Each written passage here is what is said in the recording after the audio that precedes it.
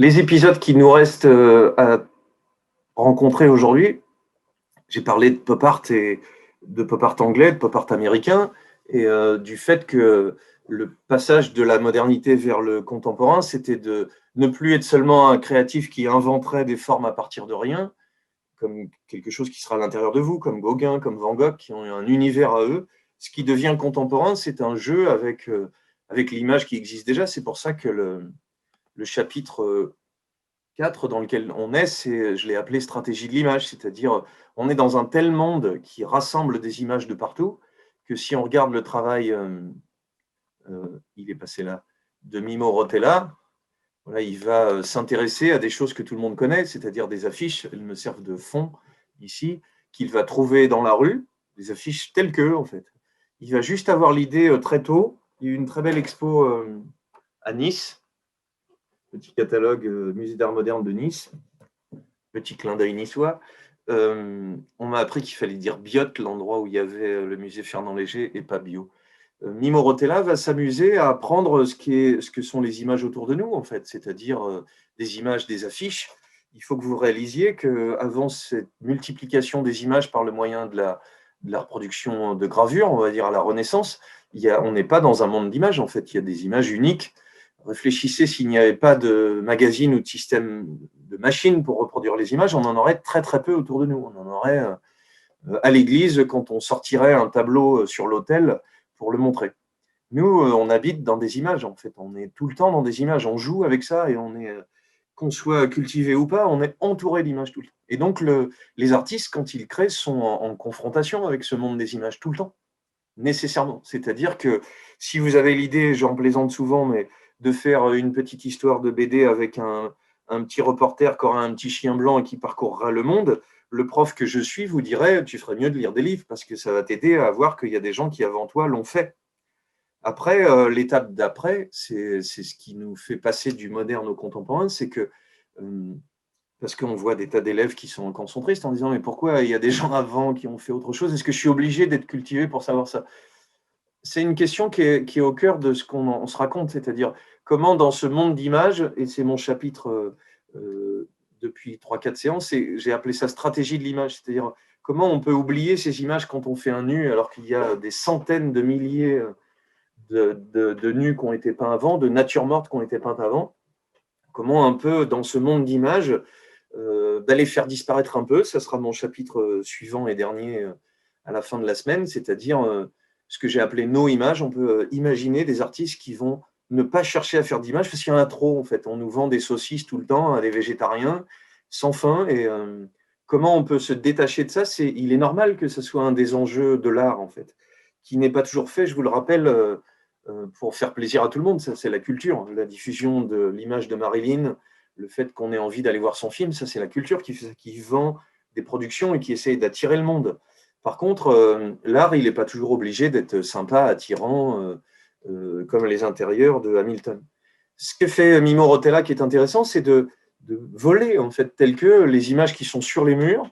Et il fait un travail qui ferait penser presque à Pollock, hein, à Rothko, c'est-à-dire il va déchirer l'image, retirer des bouts, sur celle-ci, c'est très très peu, pour faire apparaître ce qui est en dessous, jusqu'à créer une espèce de lecture à 2-3 vitesses. On n'est pas loin, j'exagère pas, de la peinture abstraite, en fait, de quelque chose qui serait, il suffirait de le retourner, hein, qui serait une sorte de rythme avec un fond blanc au-dessus, en dessous, et qui fait comme des griffures à l'intérieur.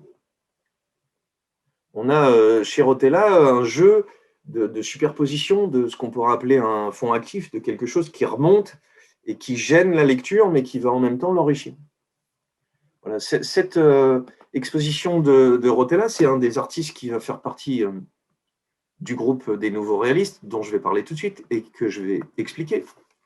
Ce que dit le petit monsieur qui est là, le théoricien Pierre Restani, c'est que finalement, ce monde du nouveau réalisme des années, fin des années 50, début 60, qui va être, selon lui, en avance sur le pop art, bien avant le pop art, c'est un monde urbain, en fait. C'est un monde où les images dans les villes sont en train de circuler tout le temps et où finalement, la stratégie de l'image, ça va être, pour quelques-uns, comme Rotella que je viens de montrer, Ins, Villeglé, Martial Race que je vais remontrer, de tritouiller les images, de les abîmer, de les casser, d'en jouer ou de les surjouer, mais pour d'autres, d'utiliser des objets tels qu'eux, qui sont presque comme des images d'ailleurs, qui sont une sorte de détournement.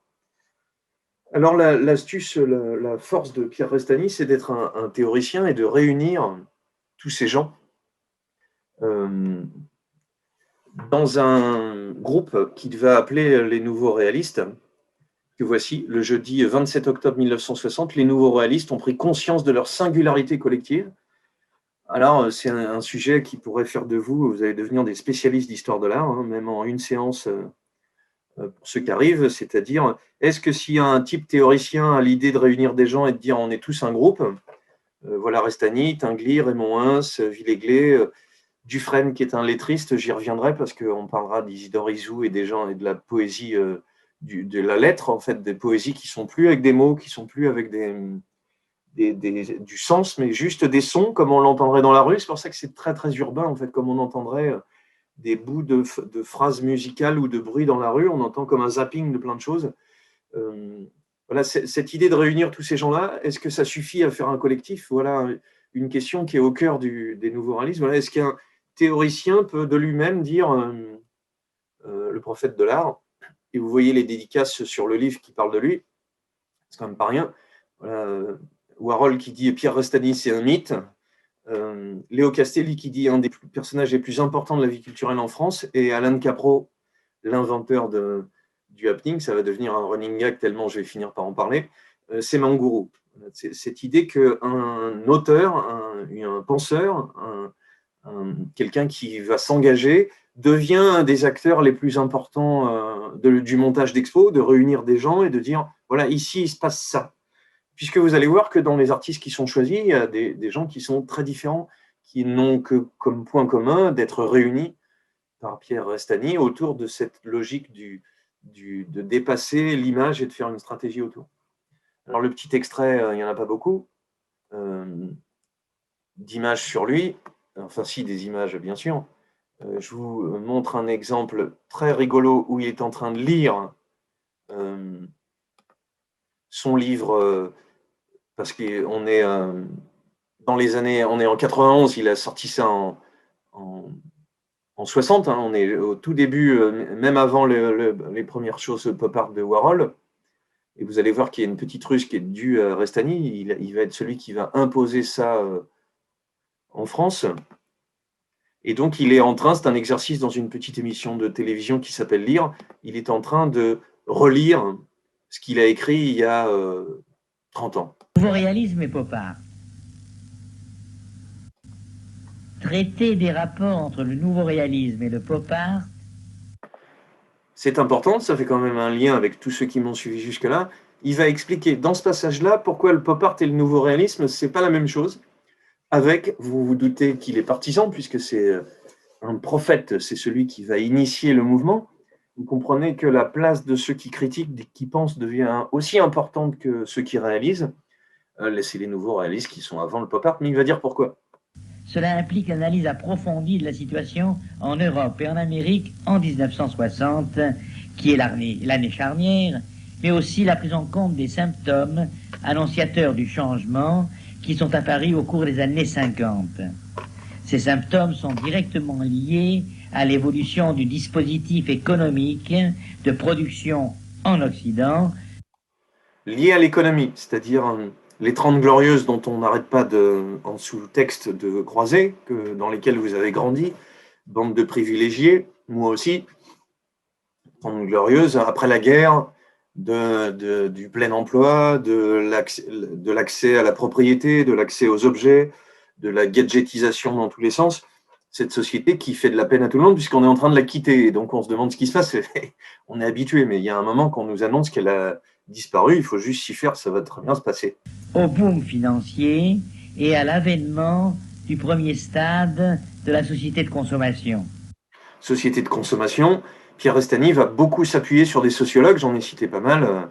Alors je mettrai, ils ne sont pas sociologues, mais Baudrillard, dont je n'ai pas parlé hier sur America, mais qui a fait cette société des objets et cette idée de société de consommation, et on pourra mettre dedans le Bourdieu tardif, et alors qu'il s'intéresse au signe, le Barthes, que j'ai beaucoup cité, qui s'est intéressé au pop art et au nouveau réaliste, évidemment.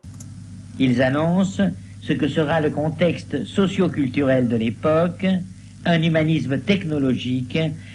Ça, c'est déjà pas mal. Un humanisme technologique, c'est-à-dire une confiance dans les objets, les outils qui nous permet d'avoir des iPhones et vivre avec. On pourrait plus s'en passer, mais avec tout l'enjeu de perte de soi qu'il y a dedans. Qui a su tempérer l'élan optimiste d'une vision planétaire par le sens réaliste d'une nature moderne, émanation directe d'une société industrielle encore à son apogée, mais déjà proche du déclin. Proche du déclin.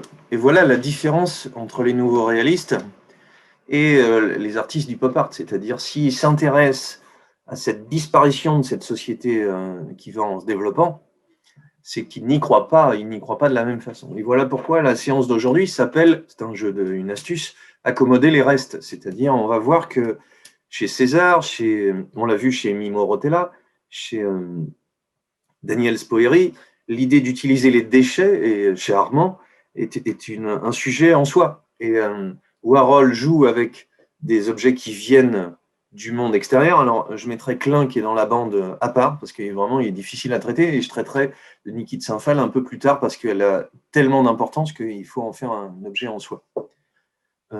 Finalement, la différence entre le pop art et le nouveau réalisme est antérieur, c'est un texte de Restani, au pop art.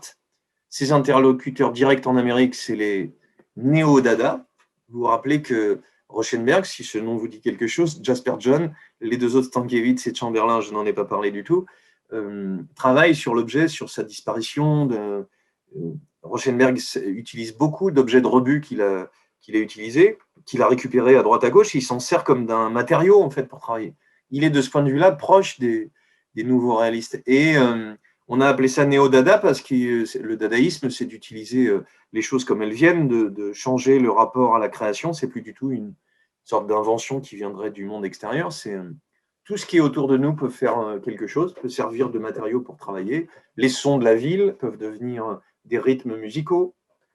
Les dadaïstes vont inventer dans les années 1915 des machines à faire du bruit, qui sont une sorte de jeu contre la musique, et la musique un peu savante, élaborée, bourgeoise, qui est à ce moment-là, mais qui, même si c'est d'abord une provocation, va donner des pistes pour la musique électronique plus tard, ou pour la musique concrète bien plus tard aussi. Et ce sont les dadaïstes, de la même façon, qui vont inventer, j'exagère un peu, mais le collage qui est derrière moi, c'est-à-dire l'idée de prendre des magazines, des images qui ne sont pas faites par vous, donc vous n'êtes plus l'auteur au sens romantique du terme, vous utilisez, vous appropriez, vous réappropriez, ce qui est tout à fait le sujet de l'art très contemporain d'aujourd'hui, cette idée de réappropriation d'œuvres existantes, des artistes qui vont, comme Carol Schneemann, jouer avec des performances qui ont eu lieu, qu'elles vont refaire.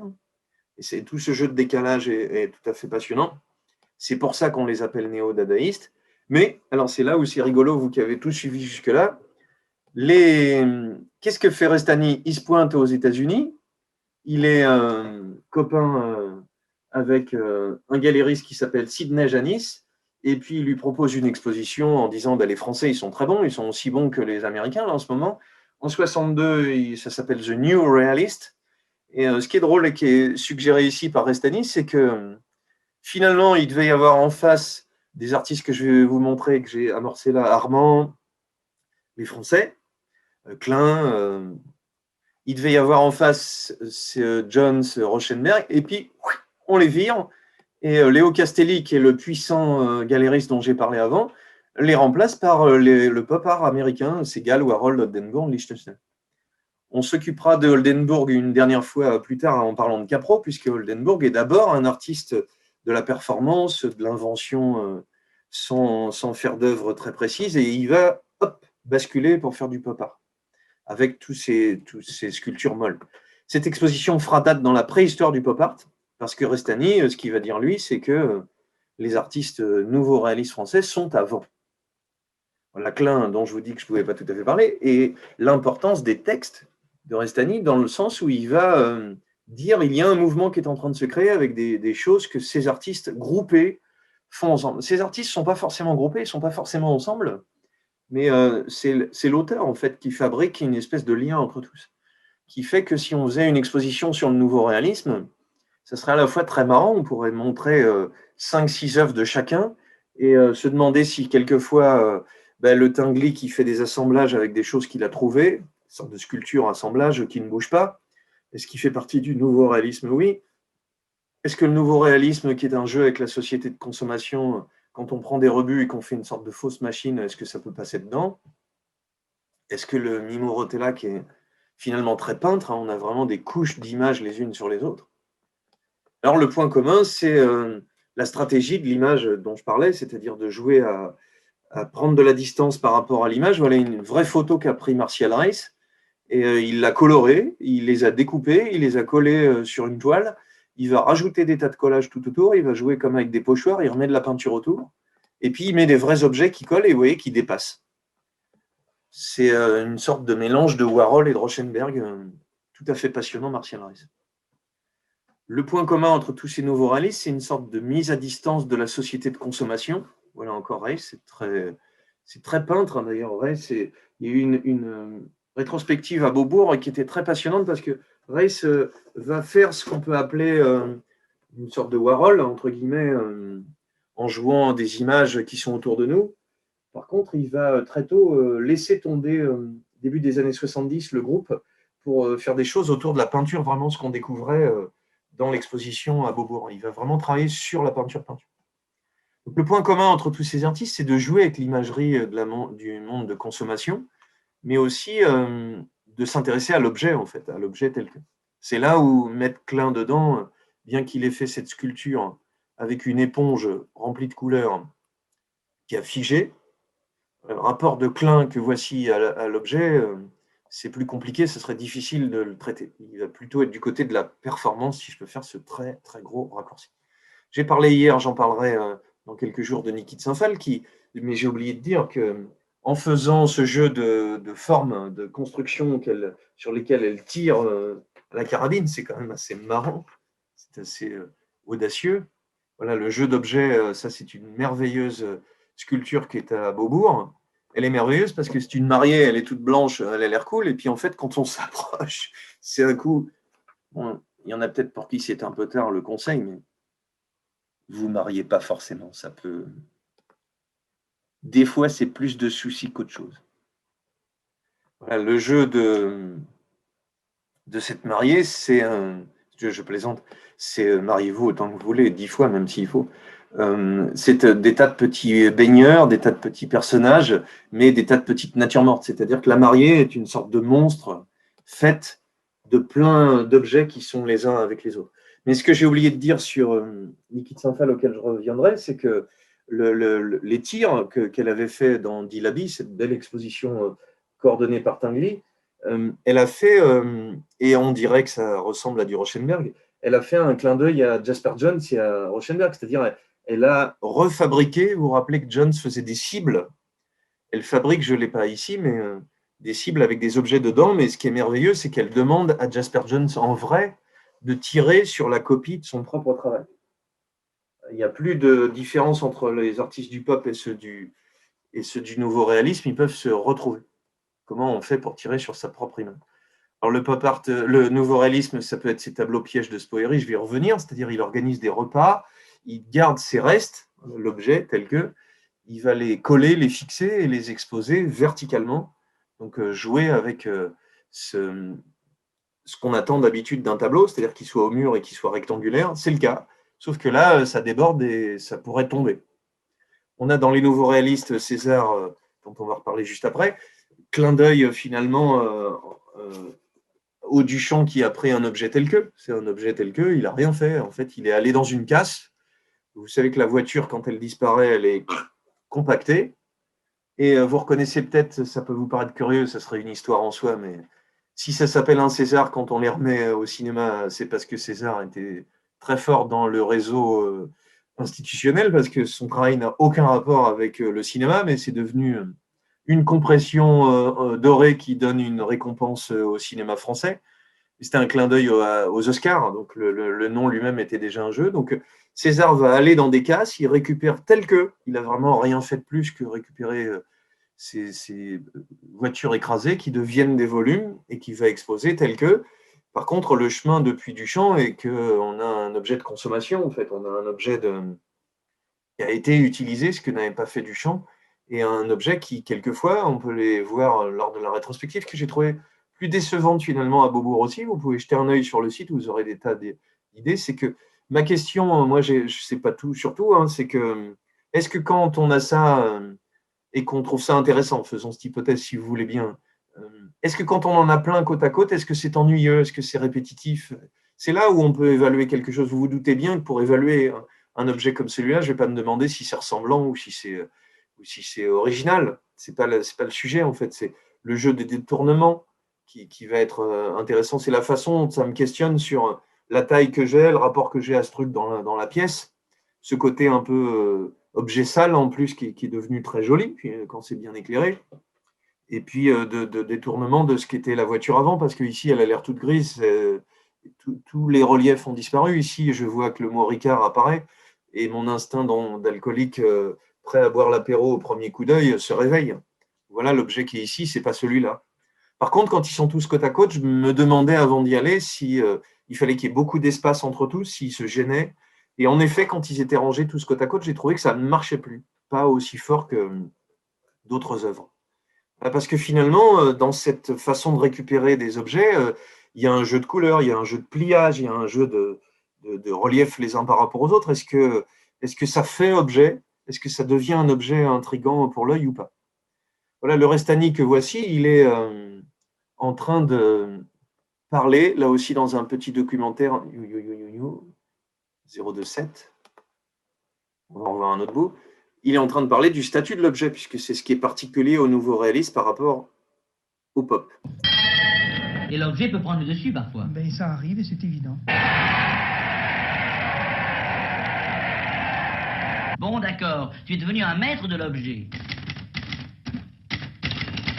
C'est Armand que voici. Armand, peintre, de son vrai nom Armand Fernandez. Né à Nice, 40 ans juste. Le 27 octobre 1960, signe le manifeste des nouveaux réalistes, une passion, l'ethnologie. Partage sa vie entre la France et les États-Unis.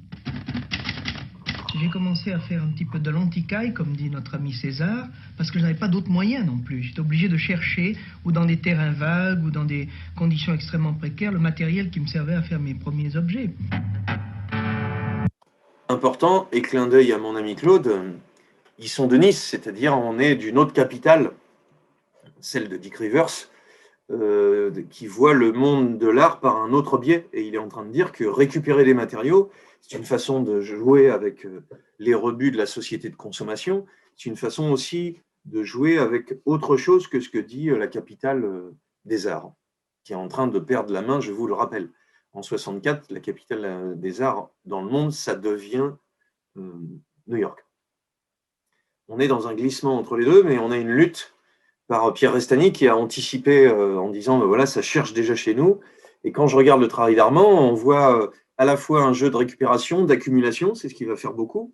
Il met côte à côte des tas d'objets qu'il a récupérés dans des casses. Il passe beaucoup de temps dans les casses. Et il va, contrairement à ce qu'il dit, il va le redire un petit peu après, il dit qu'il ne fait pas d'esthétique, mais vous voyez, le fond qui est rouge, ben, ça donne une unité aux machines à écrire. Hein. Ça donne une espèce de rythme qui fait qu'elles sont derrière. Au fait que dans des boîtes, quand tous ces vieux saxophones sont accumulés, puisque vous savez que chez les ferrailleurs, on trie par matériaux. Voilà une façon de ranger les matériaux du réel, finalement, comme on rangerait ces tubes de peinture. Ils sont rangés de cette façon-là, mais chez Armand, il y a souvent un jeu avec des objets qui viennent de la culture, évidemment. C'est-à-dire qu'un violon, c'est aussi le rapport à la culture savante et sérieuse. Je faisais un petit clin d'œil, il est dedans, à Daniel Pomerol, qui joue dans le merveilleux film d'Éric Romer et qui fait cet objet. Ce sont des objets dangereux à toucher. Il fait des choses liées à des canettes qui tiennent des petits lames de rasoir, des choses qui sont plus compliquées que l'objet qu'on a autour de nous. Donc vous comprenez, j'espère, le lien que peut avoir le théoricien à ça. Si je fais un petit regard rapide, puisqu'il me reste 15 minutes sur le travail nouveaux réalistes, j'ai Martial Rey, Spoerry, Armand, Raymond Ins. Le point commun qu'il y a entre chaque, c'est aussi ce jeu avec les restes, en fait. Daniel Spoerry, j'ai appelé ça freiner le temps. Parce que assez jeune, je vous disais qu'il avait rapport, il était dans Dilaby. Ah oui, bon, il faut que je vous dise un truc, c'est tellement un aparté que c'est important. Martial Rey, dont j'ai dit du bien tout à l'heure, il est dans l'Expo Dilaby, il va être très très célèbre grâce à ça. J'en montre quelques morceaux, ça fait penser à du pop art anglais avec ses vides à la Hamilton. Par contre, il y a un jeu avec vraiment des matériaux en relief, des installations complètes avec du plastique, c'est comme dirait Barthes, l'espace contemporain, c'est le plastique. À tel point que les installations deviennent très très grandes. On mélange les peintures, les reliefs, les jouets, qui fait qu'on peut être à l'intérieur. Et ça, c'est du reste plus récent, puisque je vous dis qu'après Dilaby, il devient tellement célèbre qu'il va se mettre à distance du mouvement des nouveaux réalistes et chercher des choses autour de la peinture elle-même, de l'histoire de l'art et de la peinture elle-même. Ça, c'est du plus tardif. Aparté fini pour vous donner envie de connaître Martial Rey, R-A-Y-2-S-E. Daniel Spoerry, il a un intérêt, je le disais, pour le théâtral. Il a été danseur, hein, en fait. Et dans le Dilaby, l'exposition dont on parlait hier, c'est-à-dire labyrinthe dynamique, le monde du forain, le monde du manège l'intéresse. On l'a retrouvé, je l'ai voulu le montrer sur les mouvements par Tinguely, mais on est aussi dans un rapport joyeux au musée. C'est ce qui peut vous plaire si vous connaissez ou découvrez l'art contemporain, c'est que c'est assez marrant en fait, et qu'il y a des fois, il ne faut pas se prendre la tête. Ça peut ne pas vous plaire un César plié, et puis ça peut vous amuser. Voilà. Spoerry s'intéresse à l'espace et à la façon dont l'espace est inventorié, parce qu'il fait un livre qui est merveilleux, c'est une de ses premières choses, ça s'appelle Topographie annotée au hasard. On retrouvera Robert Filliou avec Isou un peu plus tard. Les dessins sont de Topor, le merveilleux aussi illustrateur. Il va inventorier sa chambre. Voilà. Dans sa chambre, il y a tous ces objets. Et il va, comme s'il était archéologue, en fait, délimiter l'endroit où il se trouve. Et on a, avec un système de flèches, un moyen de connaître l'endroit où il se trouve. C'est à la fois, ça n'intéresse personne, à la fois, c'est tout à fait passionnant parce que c'est une façon de partir de son propre espace. Je pourrais exagérer un peu en disant que c'est un autoportrait. C'est une façon, si on montre l'intérieur de chez vous, on connaîtra beaucoup de choses sur vous. Et Spoerry est à la fois un chineur. Vous avez compris que c'est un des principes de ces nouveaux réalistes, collectionner, assembler le monde, l'art comme un travail, c'est-à-dire mettre dans des boîtes, ce que fait Warhol aussi, mettre de côté, et quand on cherche, quand on est artiste, on passe son temps à faire ça, on découpe des journaux, on met de côté, on dit ça, je le ferai plus tard, je le ferai plus tard. Voilà. C'est la démarche elle-même qui devient tout aussi importante que la réalisation. Et ce côté obsessionnel, en fait, qu'il y avait dans l'époque moderne, un artiste, c'est quelqu'un qui a une espèce d'obsession. Le symbole absolu Van Gogh, voilà, il a son truc, il va à fond dedans. Là, c'est devenu une espèce de quête, en fait, comme un chineur qui serait obsédé par trouver des matériaux. Il y a chez Spoerry une façon joyeuse un peu. Il va faire un livre merveilleux sur la cuisine où il va inventorier ce qu'il mange, les recettes, ce qu'il entend, ce qui peut servir à fabriquer ses recettes. D'autres avis, le croiser avec une histoire de la cuisine, avec d'autres gens d'autres pays qui cuisinent autrement. Tout cet inventaire-là va être une façon de parler du monde qui nous entoure, d'une façon, selon lui, plus fidèle qu'une peinture, en fait.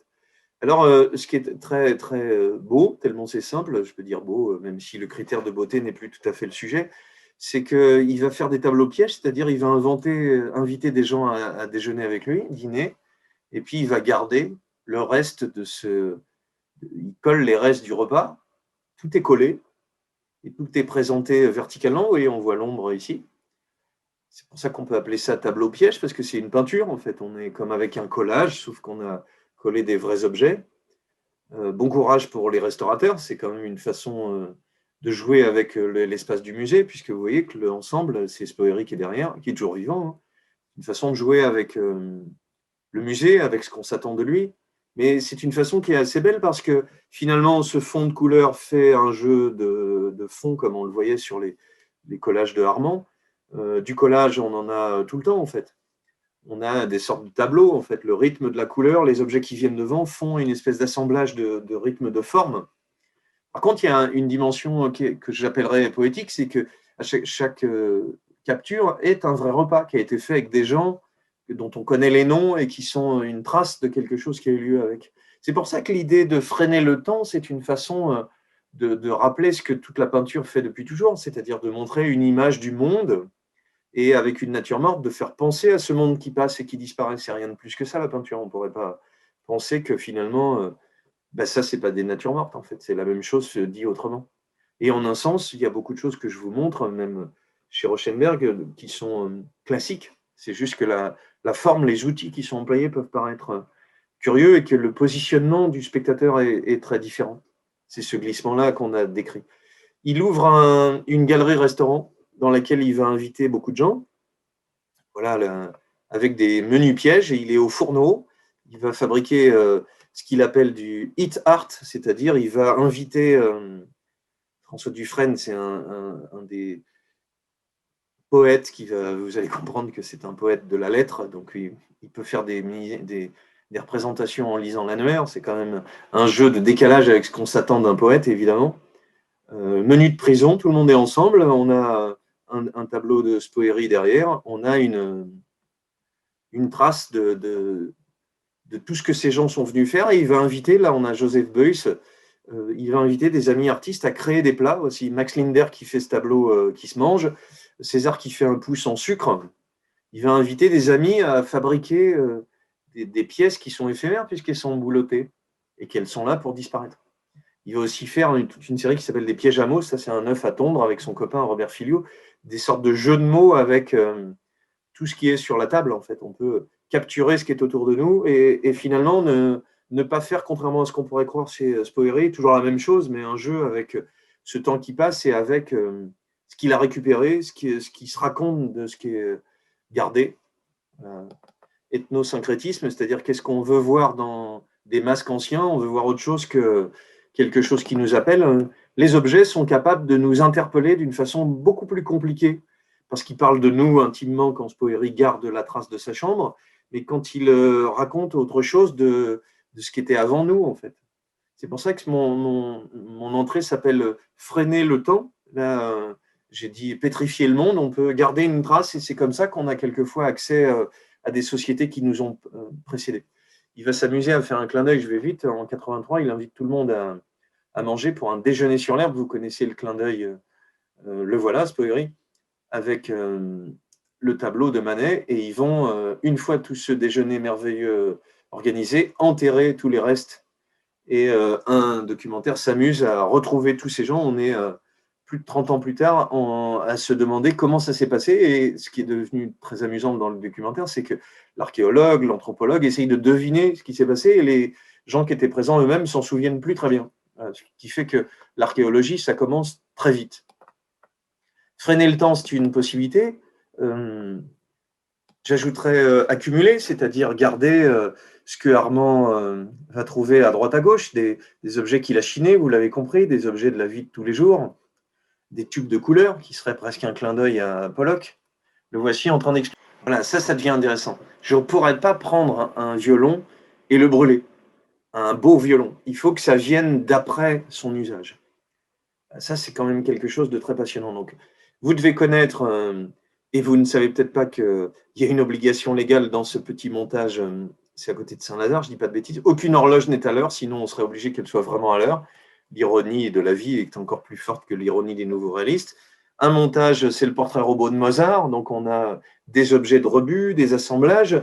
C'est une sorte de poésie du vide-grenier, finalement, Armand, mais un clin d'œil avec l'histoire de l'art un peu. Hein, tout ce rythme de tube va être une façon de jouer avec ce qu'on attend d'un artiste. Voilà, on peut d'ailleurs critiquer Armand sur son côté esthétisant. C'est quand même assez beau, finalement, la façon de construire, de jouer avec ses lignes, d'associer l'ensemble.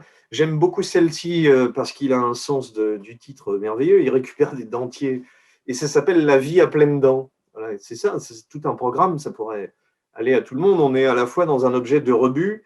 On est bien d'accord, je vois déjà votre O ou votre A. Personne ne rachèterait un vieux dentier en le lavant bien pour le réutiliser, alors qu'on est dans des objets qui circulent et tous les objets circulent. Ben non, tous les objets ne se valent pas. Et le fait de les récupérer et de les mettre dans un autre endroit, oui, c'est un volume en fait. Ils sont à la fois entassés, en même temps, ils sont bien positionnés. Il y a quelque chose de très très composé dans l'ensemble. Mais le jeu que Armand venait d'évoquer, voilà, ça s'appelle Home Sweet Home. On est dans quelque chose qui est quand même assez politique. Avec un objet, on peut dire beaucoup de choses. On peut jouer de la destruction, de la disparition et de ce que cette accumulation raconte de notre société, oui, mais aussi du rapport symbolique qu'on a avec les objets et avec leurs symboles. Symbole de culture, symbole de détournement. J'en conclus. Ces Villéglet vont être deux artistes qui, après Rotella, vont jouer avec des récupérations, détournements de panneaux. Donc, vous voyez, ils récupèrent le panneau tel que, comme un piège, en fait. C'est une idée qui est à la fois simple, à la fois merveilleuse. On a un truc qui est une vraie peinture, un vrai rythme de couleur, avec un truc de merde qui sert à personne, en fait, que personne regarde, mais que je crois, on en a de moins en moins, mais vous regarderiez en vrai maintenant, vous vous diriez, tiens, Villéglet, il m'a fait regarder ça autrement, dites donc.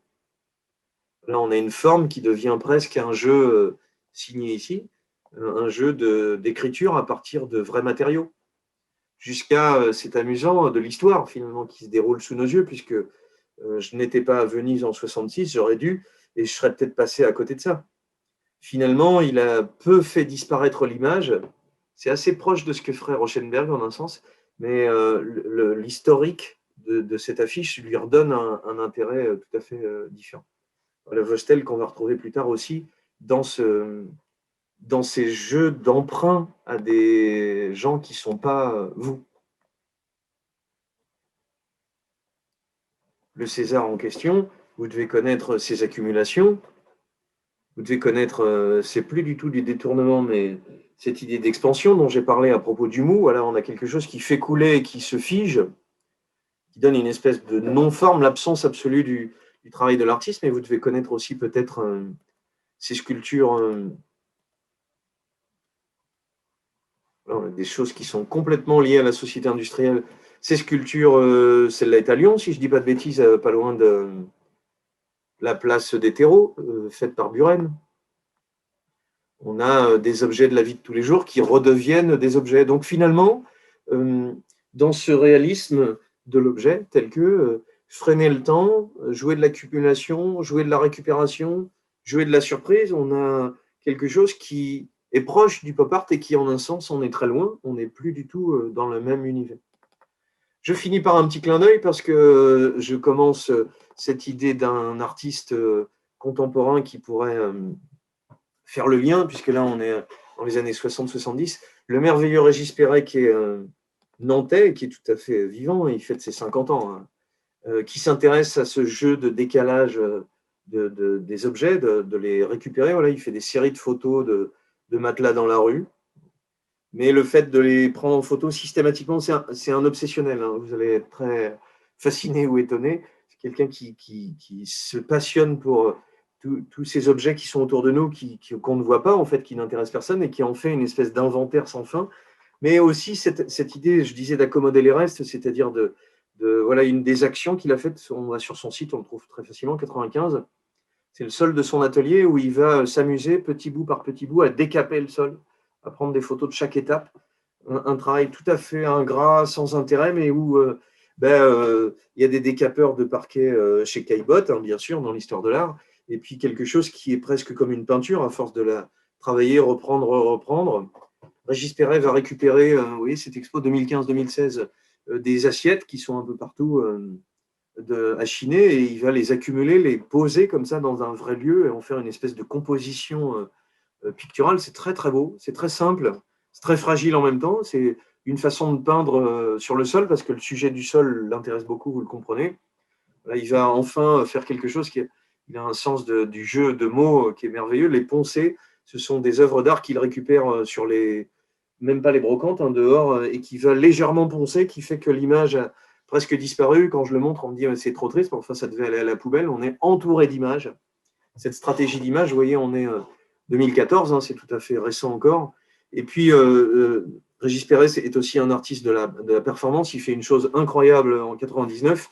Alors, on dit que dans le désert, il n'y a que des pierres. Il va en Égypte, près des pyramides de Gizeh, et sa performance éphémère va être de ramasser les déchets d'un truc qui est sans fin, et encore plus fort, de balayer la route qui va jusqu'à la pyramide, une sorte de façon de faire qui est folle, en fait, qui est sans intérêt, qui est juste une performance ponctuelle et qui, par la simplicité, va nous interpeller sur tous ces déchets, toute cette accumulation de temps, de rien, qui est le cœur de ce que font les nouveaux réalistes.